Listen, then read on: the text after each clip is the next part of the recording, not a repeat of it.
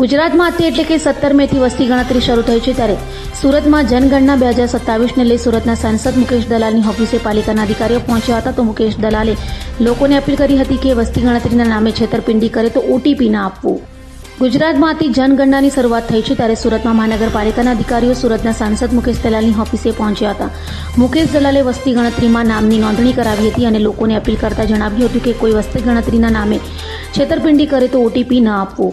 લોકોને સાવચેતી રાખવા પણ અપીલ કરાઈ હતી. સાથે લોકો વધુને વધુ વસ્તી ગણતરીમાં નોંધણી કરાવી અધિકારીઓને સહકાર આપે તેમ કહ્યું હતું. તારીખ 17 મેથી તારીખ 31 મે દરમિયાન ભારત સરકાર દ્વારા એક અતિ મહત્ત્વના કાર્યક્રમ વસ્તી ગણતરીની શરૂઆત થઈ રહી છે. આજે મેં મારી અને મારા કુટુંબની વસ્તી ગણતરી પૂર્ણ કરી છે.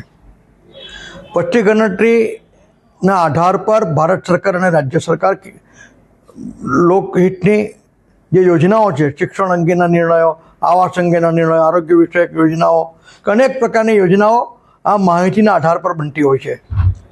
મારી સુરત શહેરના સૌ નાગરિકજનોને અપીલ છે કે આપ આ વસ્તી ગણતરીના કાર્યક્રમમાં આપ સાથ સહયોગ કરો ને આપના દ્વારે જ્યારે વસ્તી ગણતરીની ટીમ આવે છે ત્યારે તે લોકોને સાચી અને સચોટ માહિતી આપી રાષ્ટ્ર નિર્માણના કાર્યક્રમમાં આપ સહયોગ કરો.